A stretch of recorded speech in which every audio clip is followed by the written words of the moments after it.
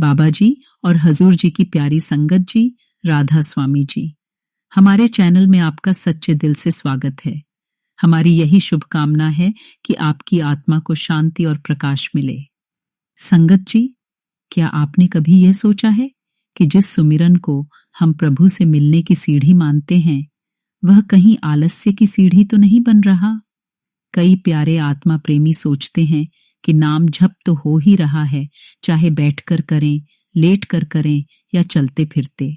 पर आत्मिक राह केवल शब्द बोलने की नहीं, भीतर उतरने और सजगता से प्रभु से जुड़ने की है। अगर हम लेटे हुए सुमिरन को आदत बना लें, तो क्या हमें वही अनुभव होगा जो एक सजग साधक को मेहनत और तपस्या से मिलता है? जब शरीर विश्राम में होता है, तो मन कहाँ भटकता है और सूरत कहाँ डोलती है? यह विचार करने योग्य बात है। यह वीडियो उन सभी प्यारे साथियों के लिए है जो लेटे हुए नाम जपने को ही साधना समझ बैठे हैं। कृपया इसे अंत तक जरूर देखें। यह संदेश आपकी आत्मा को जागृत कर सकता है। और यदि आप हमारे चैनल पर पहली बार आए हैं, तो कृपया सब्सक्राइब करें। संगत जी, नाम कोई साधारण शब्द नहीं, यह परमात्मा की चेतन शक्ति का स्वरूप है। यह वही अलौकिक ध्वनि है जो सृष्टि के आरंभ से विद्यमान है और आज भी आत्माओं को उनके मूल स्रोत की ओर बुला रही है।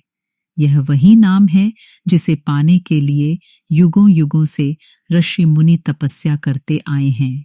आप बहुत किस्मत वाले हैं जिन पर बाबा जी की दया हुई और जिन्होंने आपको यह नाम की अमूल्य बख्शीश दी। यह सिर्फ एक मंत्र नहीं, बल्कि वह दिव्य शक्ति है जो आत्मा को बंधनों से मुक्त कर सकती है, रूह को मंडलों की सैर करा सकती है और अंततः आपको आपके मूल घर तक पहुंचा सकती है। पर अब आत्मा से एक सवाल पूछिए, क्या हम इस अनमोल रत्न के साथ वही व्यवहार कर रहे हैं जो इसका हक है? जब हम कहते हैं मैं लेटे लेटे नाम जपता हूं, तो क्या वह वास्तव में एक आत्मिक अभ्यास है? यह धीरे धीरे एक आदत बनती जा रही है, एक ऐसी आदत जो हमें गहराई से जोड़ने की बजाय नाम को एक औपचारिकता बना रही है। अभ्यास वह होता है जिसमें मन, सूरत और भावना एकाग्र होकर लगे हों। लेकिन जब शरीर शिथिल हो, आंखें भारी हों और मन भटकता हो, तो क्या वह सुमिरन सचमुच भगाओ इतर उतर रहा है? नाम वह दीपक है जो भीतर की राह रोशन करता है, पर अगर हम उसे अंधेरे में ही रख दें तो प्रकाश कैसे मिलेगा? संत महापुरुषों की सदियों से एक ही पुकार रही है, रात्रि के तीसरे पहर उठो, बैठो और अभ्यास करो। यह कोई साधारण सलाह नहीं, बल्कि आत्मा को उसके घर तक पहुंचाने की सबसे सीधी राह है। उस समय ब्रह्मांड की ऊर्जा शांति में होती है, माया की हलचल धीमी होती है और मन की तरंगें शांत होती हैं। वह समय ऐसा होता है जब आत्मा सहजता से भीतर उतर सकती है, मालिक की धुन सबसे स्पष्ट सुनाई देती है। लेकिन अगर उस समय भी हम बिस्तर में पड़े रहें, आंखें बंद किए हुए, नींद और जागृति के बीच लटके रहें, तो क्या हम सचमुच उस रूहानी राह पर चल रहे हैं? संतों ने कहा, माया की जलन और मन की तरंगों को रोकना ही तो अभ्यास है। तभी घट के भीतर रोशनी होती है, तभी भीतर कमल खिलता है। अब प्रश्न यह है, क्या हम लेटे हुए उस ध्यान को आंखों के पीछे एकत्रित कर सकते हैं? क्या सहज दल कमल पर चढ़ सकते हैं, जहां से आत्मा ऊपर की ओर चढ़ती है? नहीं संगत जी, यह राह आलस्य नहीं, समर्पण और निरंतर अभ्यास मांगती है। यहाँ शरीर तो बैठा होता है, पर मन मालिक के चरणों में झुका होता है।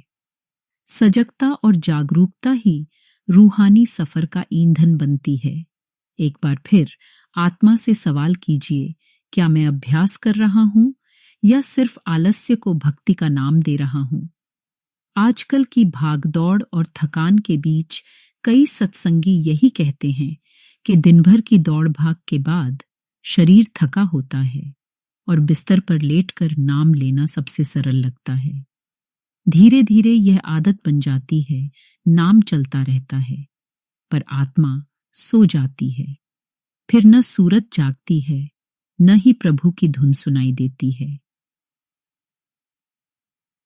क्या प्रभु की प्राप्ति केवल सुविधा से हो सकती है?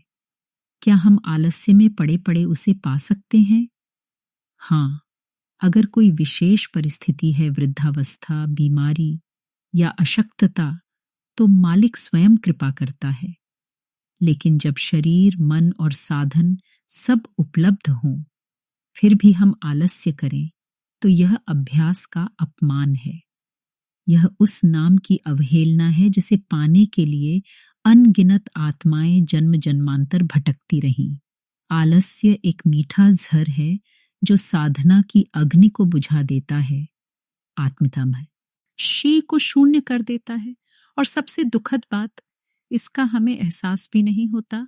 भजन के लिए जैसे रसोई के लिए एक स्थान होता है, वैसे ही अभ्यास के लिए एक पवित्र आसन है।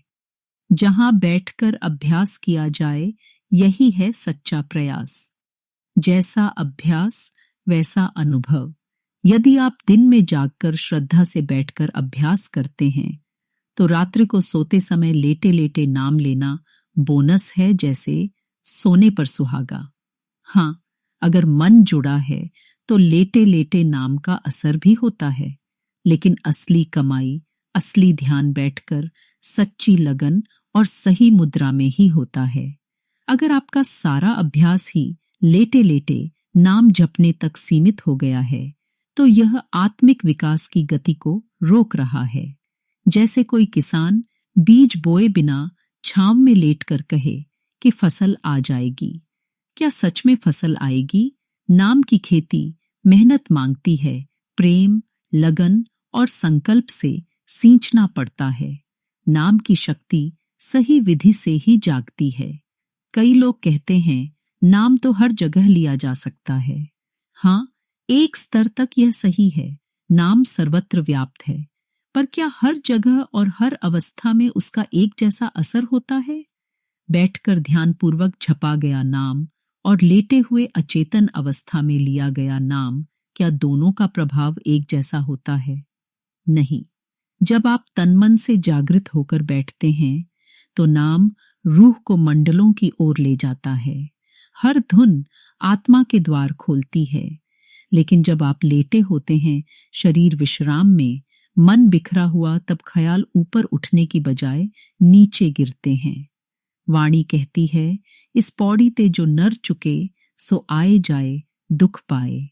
जो इस साधना की सीढ़ी से चूके, वह दुख में डूबा रहता है।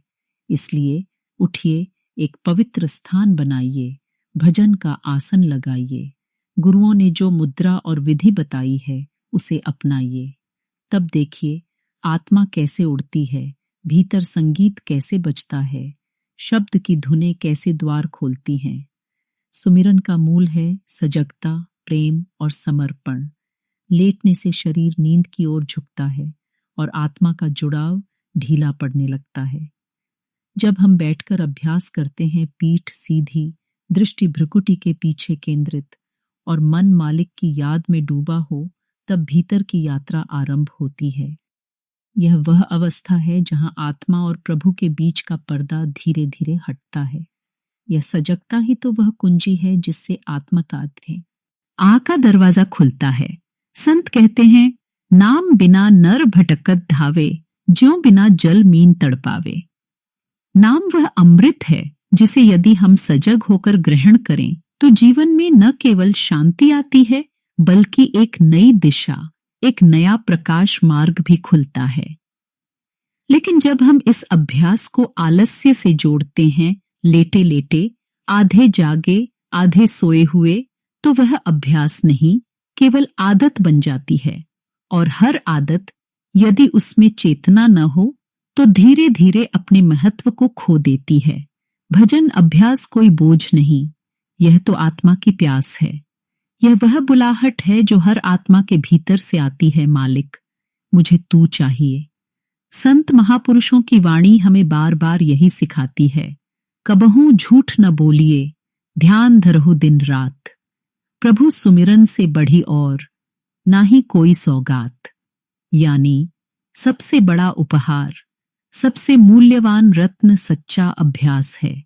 यह सुमिरन ही जीवन का मूल उद्देश्य है। तो आज हमने इस वीडियो के जरिए एक बहुत ही गहरी बात सीखी कि नाम सिर्फ एक शब्द नहीं बल्कि एक जीवंत शक्ति है। इन 10 बातों को हमें हमेशा अपने दिल और जहन में बसाकर रखना है ताकि हम अपने जीवन में सुमिरन और भजन को एक नई लगन, एक नई सजगता के साथ निभा सकें। 8. सजगता ही सच्चा सुमिरन है।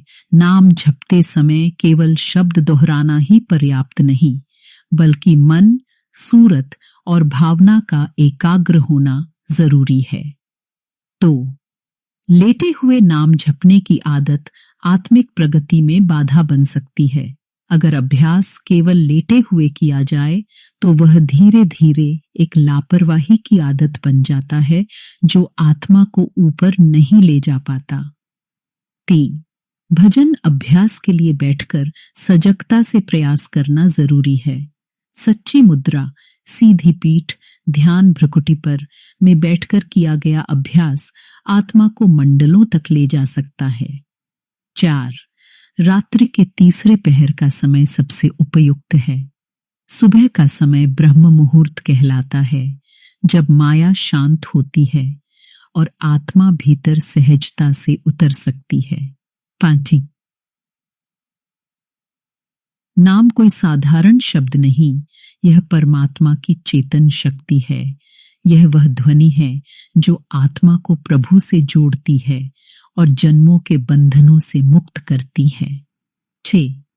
अभ्यास समर्पण, प्रेम और नियमितता से होता है, आलस्य से नहीं।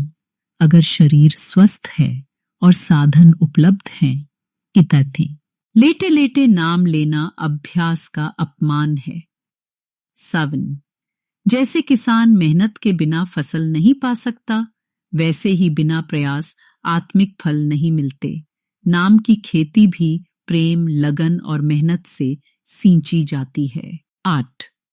हर स्थिति में नाम लेना अच्छा है, पर हर स्थिति में उसका प्रभाव एक सा नहीं होता। बैठकर किया गया ध्यान पूर्वक नाम सुमिरन अधिक शक्तिशाली होता है बनिस्बत अधजागी अवस्था में लिया गया नाम। 9. भजन अभ्यास एक रस्म नहीं, आत्मा की गहराई में उतरने का मार्ग है।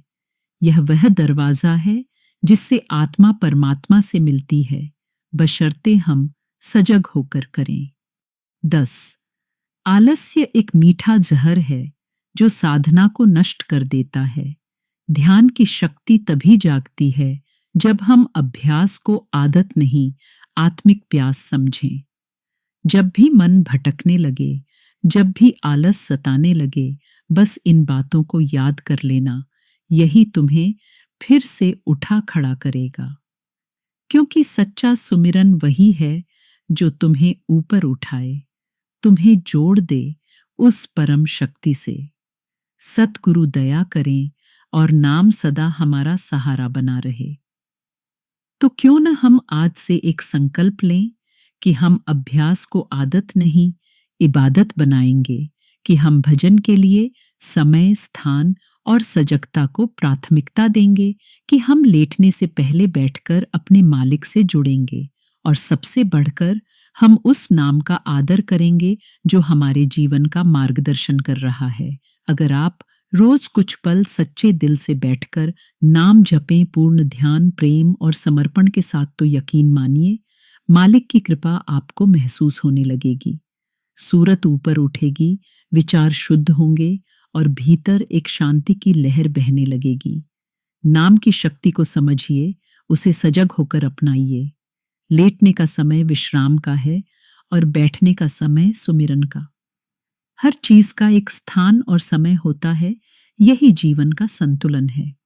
अंत में संगत जी यही प्रार्थना है, हे मालिक, तू हमें सजगता दे, तू हमें तेरो भजन करने की शक्ति दे और तू हमें तेरे नाम की सच्ची पहचान दे।